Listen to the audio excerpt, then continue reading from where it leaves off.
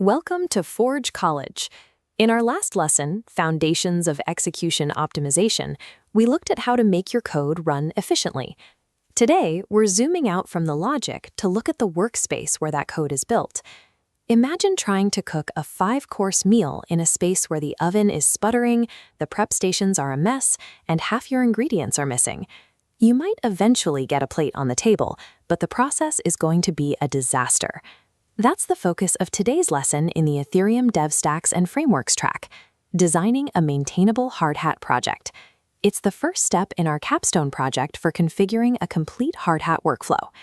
Writing smart contracts requires absolute precision. If your digital workspace is disorganized, you'll find yourself chasing failing tests that are caused by your environment rather than your code. Building a maintainable structure is the best way to ensure your code behaves exactly the same way, whether it's running on your own laptop or an automated system in the cloud. We replace chaos with a clear layout in hardhat. The contracts folder is your pantry for Solidity source code. The test folder is the tasting station, where tests confirm the recipe. Finally, scripts handles one-off prep, and deploy serves deterministic final contracts. Keeping your source code and your deployment instructions in their own dedicated spaces means you won't waste time searching through a pile of files when making a change.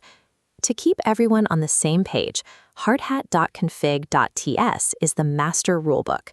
Inside, we pin our compiler to a specific version, like 0.8.20. It's like locking your oven to an exact temperature, so the code bakes the same way every time. The system generates intermediate files in the artifacts and cache folders. Think of these like dirty dishes left over from cooking. Since these files are recreated every build, we use .gitignore to keep them out of our version history. Chasing a bug is hard enough without stale files getting in the way. An old cached artifact can make a test pass locally even if your new code actually has a compiler error. When you combine a pinned rulebook with a continuously clean workspace, you eliminate those "it works on my machine" bugs that slow down development. Every project has information that shouldn't be shared, like private keys or secret network links. Hard-coding these into your files is a massive risk. Instead, we use a .env file, a local vault keeping sensitive variables hidden from the world.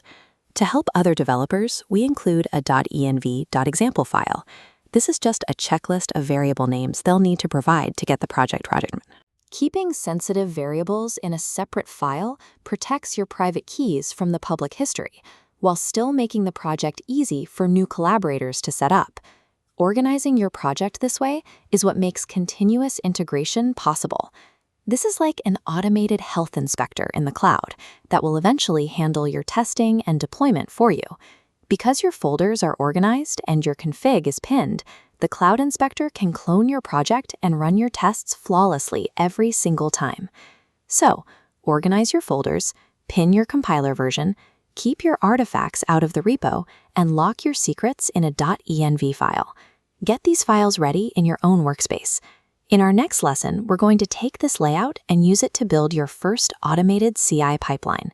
This video was brought to you by Forge College. To dive deeper into Web3 development and automated workflows, visit forge.college.